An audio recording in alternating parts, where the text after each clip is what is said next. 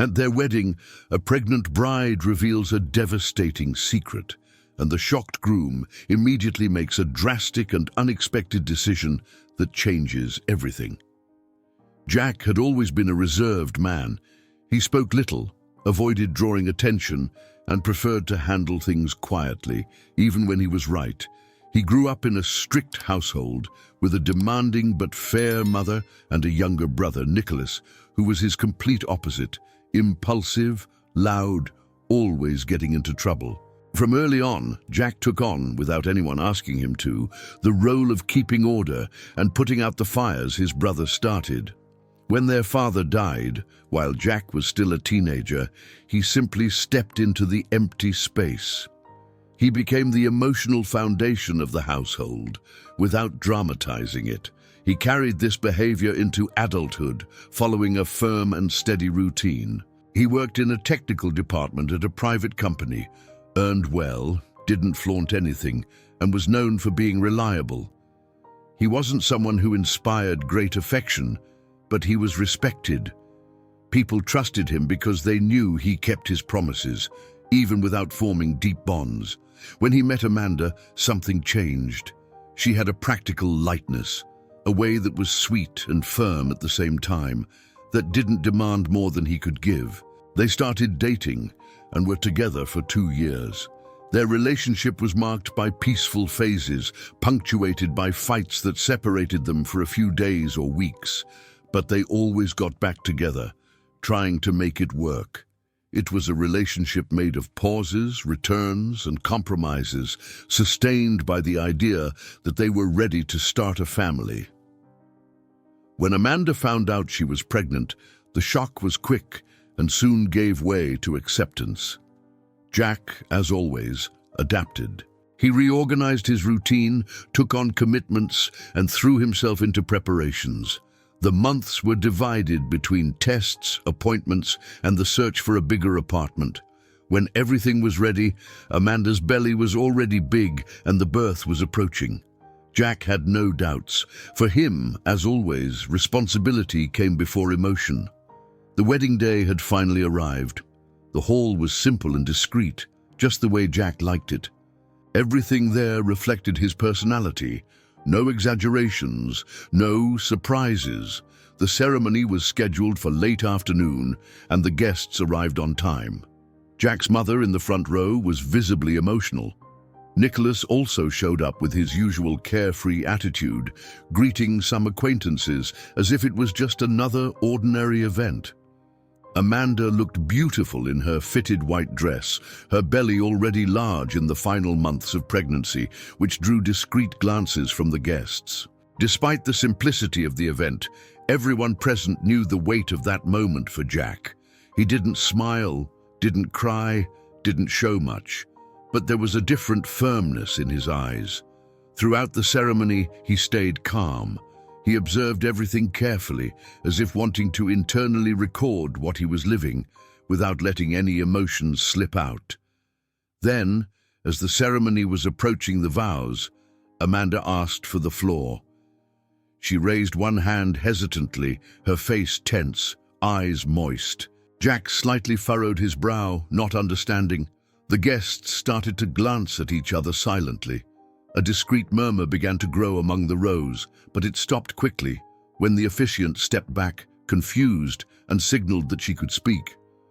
"I need to say something first," Amanda said, her voice trembling, almost whispering. She looked at the officiant, then at the guests, but soon returned her eyes to Jack. He watched her attentively, not moving a muscle. There was tension in the air, as if everyone felt something was about to happen, but no one knew exactly what. Amanda put her hand on her belly, took a deep breath, and tried to steady herself. "Sorry," she began. "Sorry for doing this here. I tried to keep it inside, I swear. I tried to move on, I tried to stay silent, but I can't anymore." "Amanda," Jack said, his tone alert. "What do you mean?" She hesitated. An uncomfortable silence took over the hall. Some people started shifting in their seats, others held their breath. Amanda closed her eyes for a second, trying to hold back tears. "This child I'm carrying," she said, her voice faltering. "She's not yours, Jack." For a few seconds, no one moved. The air seemed still. The entire hall froze. What was heard was someone exhaling sharply, then a surprised whisper coming from one of the middle rows. Jack didn't react immediately. He just stared at Amanda, motionless, his eyes fixed as if he hadn't quite understood. "What are you saying?" he asked, now with a lower but firm voice. Amanda looked down, then faced him again with effort, her hand still resting on her belly. This child, she's your brother Nicholas's." More murmurs started among the guests. Someone grabbed Jack's mother's arm, who looked pale. The officiant stepped back. Nicholas, standing in the corner opposite the altar, slightly opened his eyes and bowed his head, as if wanting to disappear right there. Jack still didn't move. "Is this some kind of joke?" Jack asked without blinking. Amanda shook her head, her eyes already full of tears. "It's not a joke, Jack," she said, her voice choked. "You're saying," he continued, taking a step forward, "that my brother is the father of your child?" Amanda hesitated for a second, then nodded slowly, her face wet with tears. Jack froze. His eyes lost focus for a moment. Then he took 2 steps back, not taking his eyes off her. Amanda tried to speak, her mouth trembling. "Jack, But he didn't let her. He turned without saying another word and started walking toward the exit. "Jack, wait, please!" Amanda shouted, reaching out desperately. "Let me explain!" He didn't answer. He kept walking, crossing the hall under the tense looks of the guests, pushed open the doors, and disappeared into the street without looking back. Amanda tried to follow him, but soon felt her body weigh down. Out of breath, with her eyes blurred from crying, she was supported by one of her aunts, who held her arms and kept her from falling. "He didn't want to listen to me," Amanda murmured, crying. The hall plunged into absolute silence. Most guests bowed their heads. Some began to quietly get up and leave. Others exchanged awkward looks. The atmosphere had completely changed. What was supposed to be a wedding now felt like a funeral. Jack's mother spent the rest of the ceremony in shock, not saying a word. She stayed seated, motionless, even after the hall emptied almost completely. Only at night, back home, when everything was finally quiet, did she approach Nicholas, who was sitting on the couch, head down, elbows resting on his knees. "Is this true?" she asked, her tone sharp, low but firm. Nicholas took a while to answer. He swallowed hard, looked at the floor, and nodded, unable to meet her eyes. Nicholas delayed his response. He swallowed hard, stepped forward, and without being able to look her directly in the eye, just said, "It's true, it happened." "Did you have something with your brother's fiancée?" she insisted, increasingly stunned. "It was only once," Nicholas said. "We were drunk. It happened at a party. They were fighting, not even talking to each other." "And this child," the mother asked, her eyes already red, "is she yours?" "I don't know," Nicholas replied, more curt now. "Not sure. Might not be." "And will you take responsibility?" she asked directly. "If it's not certain, I won't. I don't want that kind of trouble in my life," he said, irritated. The mother stood up sharply, facing her son. Her hands trembled. "You destroyed your brother. You destroyed this family. And now you just turn your back like it's nothing," she said, her voice wavering. "Jack was always the one who protected you. He was the one who held this house together after your father died. He was more of a father to you than any other man could have been, and this is how you repay him." Nicholas lowered his eyes but said nothing. "You lived like nothing matters, Nicholas. Like things just happen and that's it. Without thinking, without measuring, without caring. I'm tired of watching you do things and act like there are no consequences." She took a deep breath, trying to hold back tears. That was the last straw. I can't defend you anymore, not after this. It wasn't just me, Nicholas retorted, eyes wide. She wanted it too. She was there. She knew what she was doing. You're a coward, the mother said. And from today on, you don't live in my house anymore. Leave. Get out of my sight. Nicholas tried to argue, raising his voice slightly, but she turned her back firmly and left without looking back. That same day, he packed his things, stuffed everything into 2 backpacks, and disappeared. He left no address, no notice. He left as if running away. Amanda also didn't escape the consequences. Her parents, who were present at the wedding and heard everything in front of dozens of people, received her at home with complete disdain. You threw your future away, her father said, unable to look at her for more than 2 seconds. I was wrong, but I needed to tell the truth. I didn't want him living a lie, she said in tears. You should have thought about that before cheating on the man you were going to marry with his brother, her mother said, with no compassion. Without support, Amanda packed her bags and was taken in by a distant cousin who offered her a small room in the back of the house. In the following days, she lived isolated, without visits or calls. The pregnancy, already advanced, began showing signs of complications. Doctors recommended rest, but her emotional state was too shaken. Amanda's name started circulating in whispers. People avoided crossing paths with her on the street, whispering behind her back as if carrying that belly was also carrying public shame. Everything had happened just days before, but for her, it felt like an eternity. Meanwhile, Jack remained out of sight. No one knew where he was. He didn't answer calls or messages, neither his mother nor friends nor co-workers. Until 2 weeks later, he appeared. He returned to work as if nothing had happened. Punctual, straightforward, efficient. But colder, more closed off. Some tried to start conversations. You okay? A co-worker asked cautiously. All good, Jack answered without looking away from his screen. But inside, he wasn't okay. At night, he stared at the ceiling for hours. He replayed the altar, the confession, the humiliation. He felt anger, but also exhaustion. His mind wouldn't stop, but his body kept going. Empty. Until one of those nights, he received a short message from an acquaintance. Amanda was admitted, risk of premature labor. He didn't hesitate. He grabbed his keys and went. He arrived at the hospital and waited for hours without talking to anyone. When he finally found a doctor, he listened carefully to the information.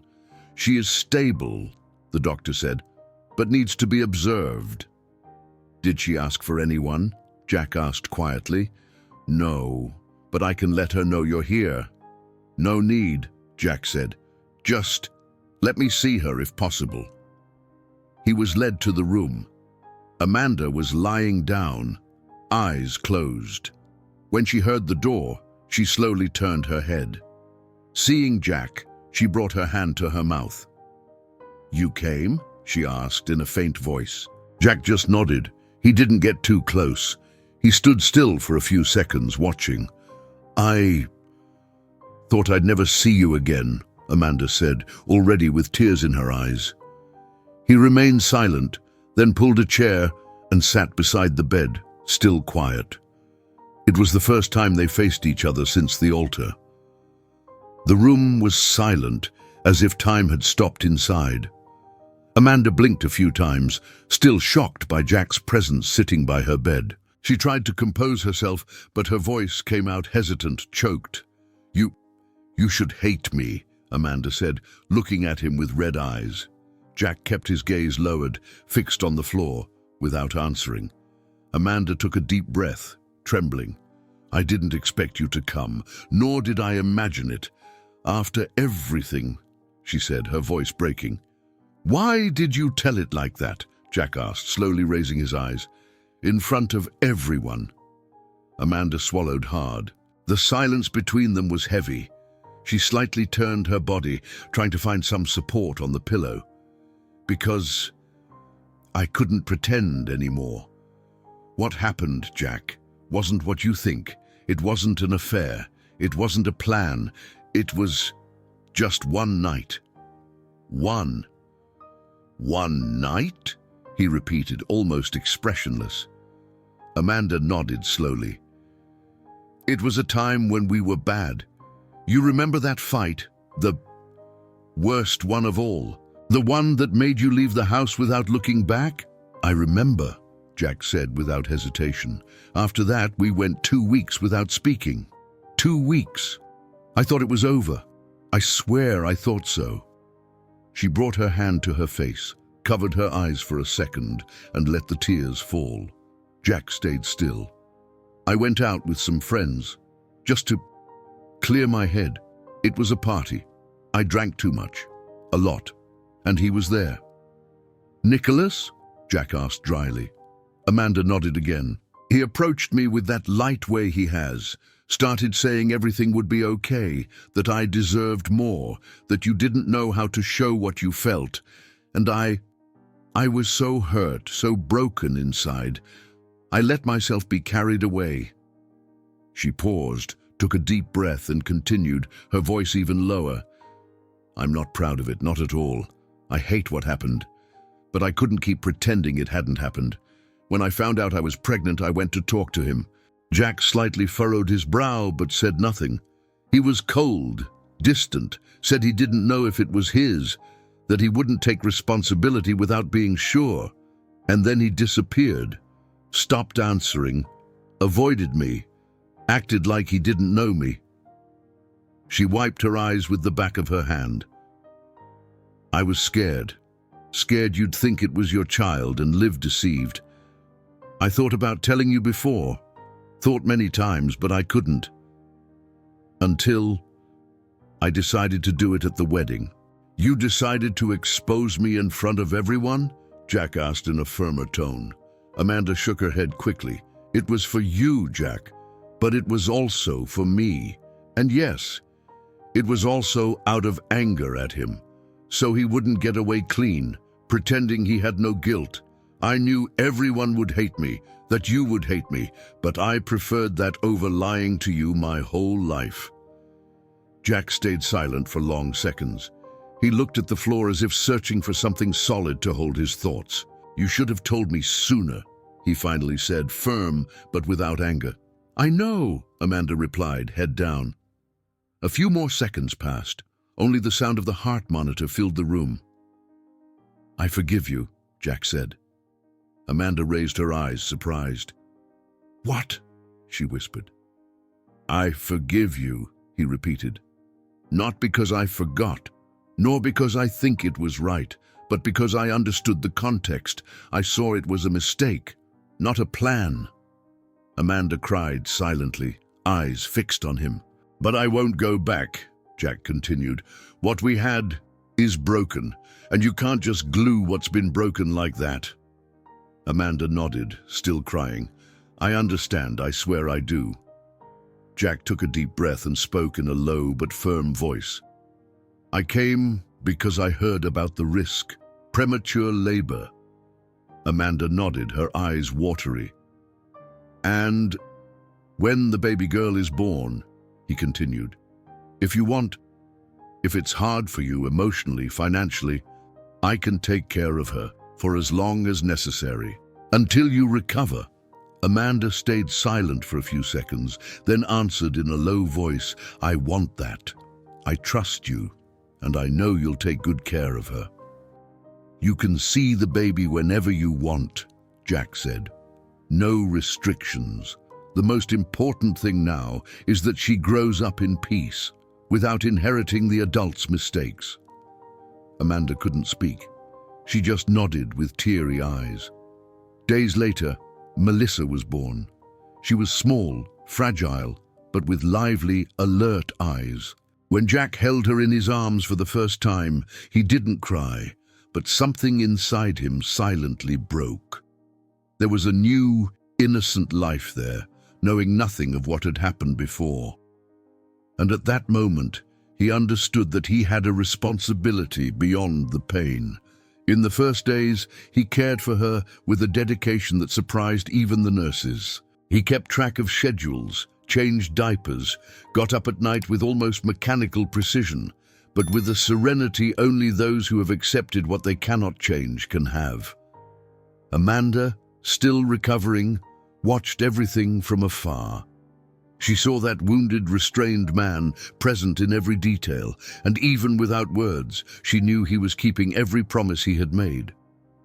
One morning, during a conversation with the hospital staff, a question arose. "Who will register the child?" a nurse asked, holding a clipboard. Amanda looked at Jack, not knowing what to say. He remained silent for a few seconds. Then he took a deep breath. "I will register her," Jack said. The nurse raised her eyes, surprised. "Are you sure?" she asked. "If I'm the one who's going to take care of her, get up at night, feed, protect, and teach, then my name should be on the papers," he said calmly. Amanda didn't answer.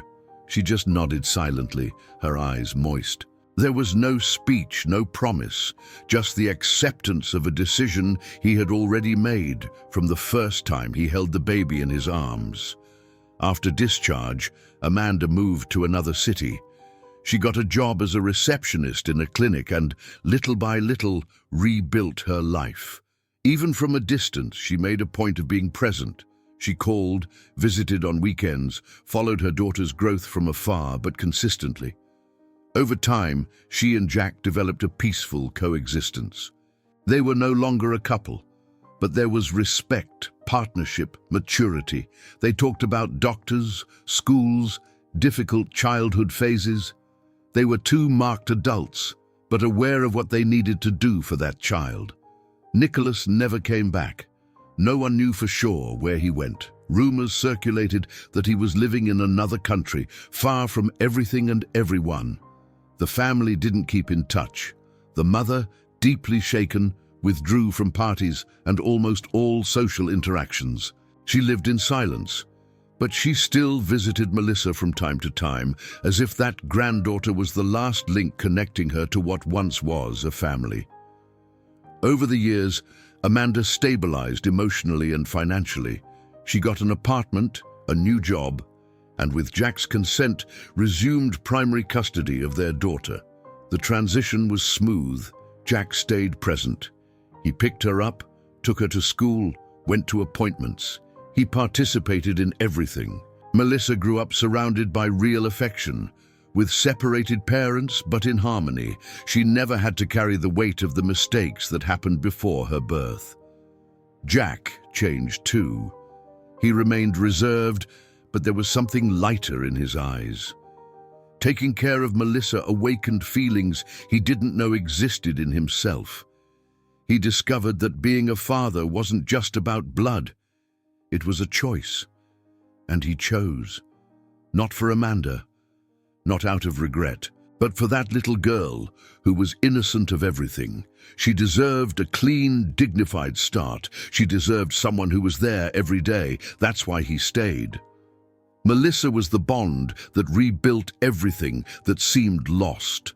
And even though the story between him and Amanda ended at the altar, another one began there.